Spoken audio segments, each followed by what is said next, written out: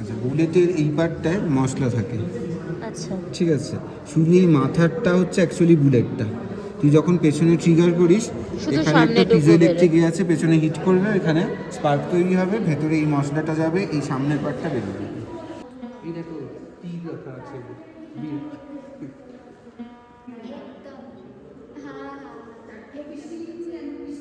চট করে পাওয়া যেত না। অরুণাচলে আসতে গেলে কিছু একটা লিস্টে রাখতে হবে, চাই মানে অরুণাচলেই এটাকে ছুঁড়ে দিতে হবে আগুনের মধ্যে, ওটা বাস্ট করবে, ওর ভেতর থেকে কি? আরে সেই চোখে মানে স্ক্রিনে। হ্যাঁ, পাহাড়ের বুকে ভোরের আলো ফোটার আগে এক অদ্ভুত নিস্তব্ধতা থাকে। সেই নিস্তব্ধতা ভীষণ স্নিগ্ধ, কনকনে ঠান্ডা, আর তার মধ্যে লুকিয়ে থাকে অনেক ইতিহাস। আমাদের তাওয়াং ভ্রমণের একেবারে প্রথম দিনে আপনাদের স্বাগত। অরুণাচল প্রদেশের উত্তর পশ্চিম প্রান্তে সমুদ্রপৃষ্ঠ থেকে প্রায় 10,000 ফুট উঁচুতে অবস্থিত এই তাওয়াং। এর ভৌগোলিক অবস্থান অত্যন্ত গুরুত্বপূর্ণ। এর উত্তরে রয়েছে তিব্বত এবং দক্ষিণ পশ্চিমে রয়েছে ভুটান। তাওয়াং ভ্যালির মতো একটা সুন্দর জায়গায় এলে বরফে ঢাকা পাহাড়ের চূড়া আর অনন্ত নীল আকাশে হারিয়ে যাওয়াটা খুব স্বাভাবিক। কিন্তু তাওয়াংকে সত্যি করে চিনতে গেলে তার হৃদয়কে বুঝতে হবে, আর তার হৃদয় স্পন্দিত হয় তাদের জন্য যারা এই দুর্গম রণাঙ্গনে মাতৃভূমিকে রক্ষা করেছিলেন। সেই কারণেই আমাদের ট্রিপের একেবারে প্রথম দিন সকালে আমরা চলে এসেছিলাম তাওয়াং ওয়ার মেমোরিয়ালে। বাতাসে তখন বরফের মতো ঠান্ডা ঠান্ডা হাওয়া, আর ভিড় বাড়ার আগে এক পরম শান্তিতে এই পবিত্র জায়গাটা আমরা অনুভব করতে চেয়েছিলাম। গেট দিয়ে ঢোকার পর প্রথমেই যেটা আপনার নজর কাড়বে সেটা শুধু এই মেমোরিয়ালের বিশালত্ব নয়, বরং স্থানীয় সংস্কৃতির সাথে এর অপূর্ব মেলবন্ধন। ভারতীয় সেনাবাহিনী দ্বারা নির্মিত 40 ফুট উঁচু এই মেমোরিয়ালটি একটি ঐতিহ্যবাহী বৌদ্ধ স্তূপের আদলে তৈরি করা হয়েছে।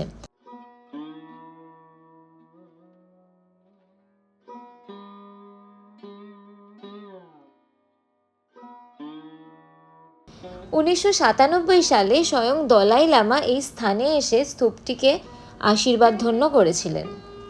মেমোরিয়ালের দেওয়ালে বৌদ্ধ ধর্মের শুভ প্রতীক খোদাই করা আছে, আর এটি তাওয়াং উপত্যকার দিকে মুখ করে বানানো হয়েছে। এটি এক গভীর বৈপরীত্য, যুদ্ধের একটি স্মৃতিসৌধ যা পুরোপুরি পরম শান্তির প্রতীকে মোড়ানো। স্তূপের চারপাশে তাকালে দেখবেন ধূসর আকাশের পটভূমিতে উড়ছে সারি সারি পতাকা, জাতীয় পতাকা, সেনাবাহিনীর পতাকা এবং 27টি ভিন্ন রেজিমেন্টের নিজস্ব পতাকা, যারা এই পাহাড়ের ঢালেই যুদ্ধ করেছিলেন। এই মেমোরিয়াল কেন তৈরি করা হয়েছে? এর উত্তর লুকিয়ে রয়েছে 1962 সালের ভারত চীন যুদ্ধের ইতিহাসে। টানা 31 দিনের সেই রক্তক্ষয়ী যুদ্ধে এই উপত্যকা পরিণত হয়েছিল এক নিষ্ঠুর রণক্ষেত্রে। হিমাঙ্কের নিচের তাপমাত্রা আর হিমালয়ের দুর্গম উচ্চতায় আমাদের অনেক সৈন্য সাধারণ সুতির পোশাক আর ক্যানভাসের জুতো পরেও যুদ্ধ করেছিলেন, তবুও তারা পিছু পা হননি। মেমোরিয়ালের চারপাশে কালো গ্রানাইটের দেওয়ালের পাশ দিয়ে হাঁটার সময় আপনি সেই সাহসিকতার মুখোমুখি হবেন। এখানে 32টি চকচকে কালো গ্রানাইটের ফলক রয়েছে, আর তাতে উজ্জ্বল সোনালী অক্ষরে খোদাই করা রয়েছে 2420 জন বীর সেনাদের নাম, যারা কামেং সেক্টরে নিজেদের প্রাণ বিসর্জন দিয়েছিলেন।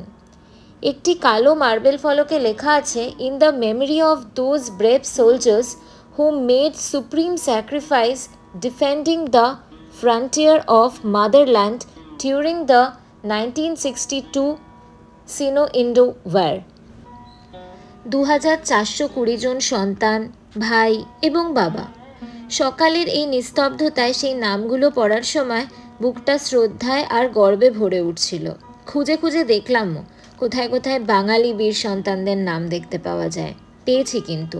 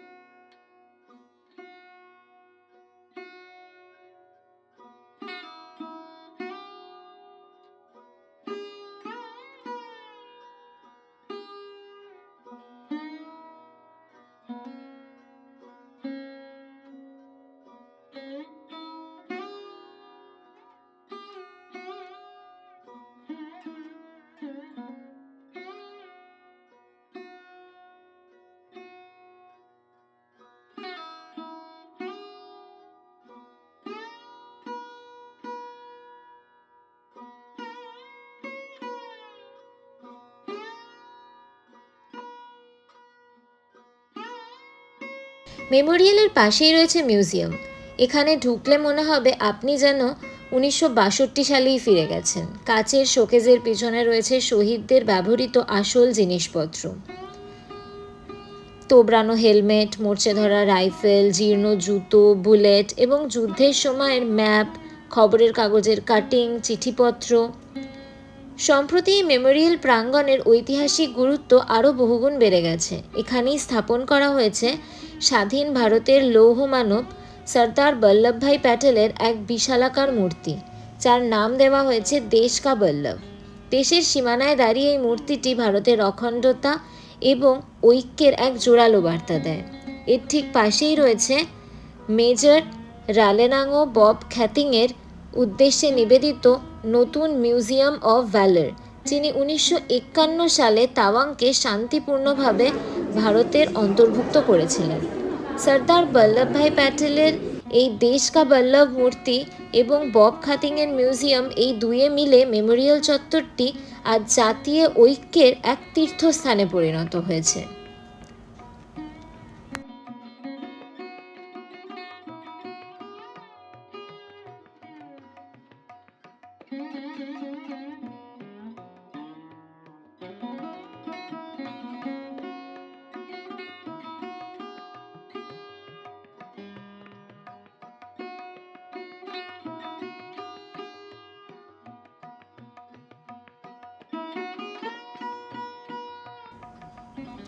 সকালের এই শান্তিটা উপভোগ করার পাশাপাশি আমাদের এখানে আসার আরেকটাও কারণ ছিল।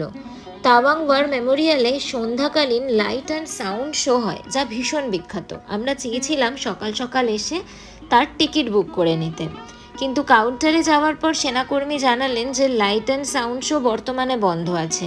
এটা শুনে আমরা কিছুটা হতাশই হয়েছিলাম ঠিকই, কিন্তু অরুণাচল প্রদেশের স্বভাব মেনেই এখানেও একটা সারপ্রাইজ ছিল। লাইট অ্যান্ড সাউন্ড শো বন্ধ আছে, কিন্তু তার বদলে মেমোরিয়াল প্রাঙ্গণে সন্ধ্যায় জমকালো কালচারাল শোয়ের আয়োজন করা হচ্ছে। ওনারা বললেন তার টিকিট কাটতে পারি, যেখানে তাওয়াংয়ের মনপা সংস্কৃতি আমাদের সামনে তুলে ধরা হবে। কোনো এক জায়গায় এলে সেখানকার লোকাল কালচারের সাথে পরিচিত হতে পারলে জায়গাটাকে আরও ভালো করে অনুভব করা যায়। তাই আমরা দেরি না করে সন্ধ্যার কালচারাল শোয়ের জন্য টিকিট কেটেই ফেললাম।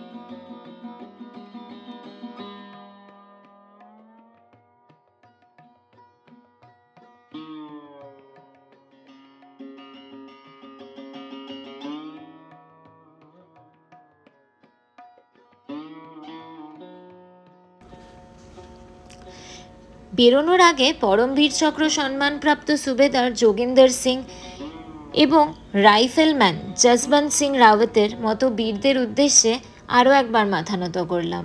চারপাশে হিমালয়ের 360 ডিগ্রি প্যানোরামিক ভিউ দেখলে বুঝতে পারবেন এই পাহাড়গুলো হলো নীরব প্রহরী, যারা পাহারায় রেখেছে সর্বশ্রেষ্ঠ বীরদের স্মৃতি।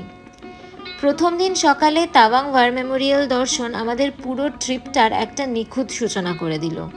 এই জায়গাটা আমাদের মাটির কাছাকাছি এনে দিল, আর যতবারই ঠান্ডায় কাহিল হয়ে পড়ছি ততবারই মনে করছি এই ঠান্ডায় যুদ্ধ করে আমাদের নিরাপদে রেখেছিল আমাদের বীর সৈনিকরা। আর হ্যাঁ, সন্ধ্যার কালচারাল শোয়ের টিকিট তো কাটাই ছিল। বিশ্বাস করুন, সেদিন রাতে আমরা যা কালচারাল শোটা দেখলাম তার রং, মিউজিক, মনপা সংস্কৃতি এক অসাধারণ মেলবন্ধন। আপনারা কোনোভাবেই সেটি মিস করতে চাইবেন না। আজকের এই আবেগঘন সকালের সফরসঙ্গী হওয়ার জন্য সকলকে ধন্যবাদ। চ্যানেলটা সাবস্ক্রাইব করে আমাদের পাশে থাকুন। পরের এপিসোডে আমরা আপনাদের নিয়ে যাব তাওয়াংয়ের সেই বর্ণময় কালচারাল শো দেখতে। দেখা হচ্ছে আগামী পর্বে।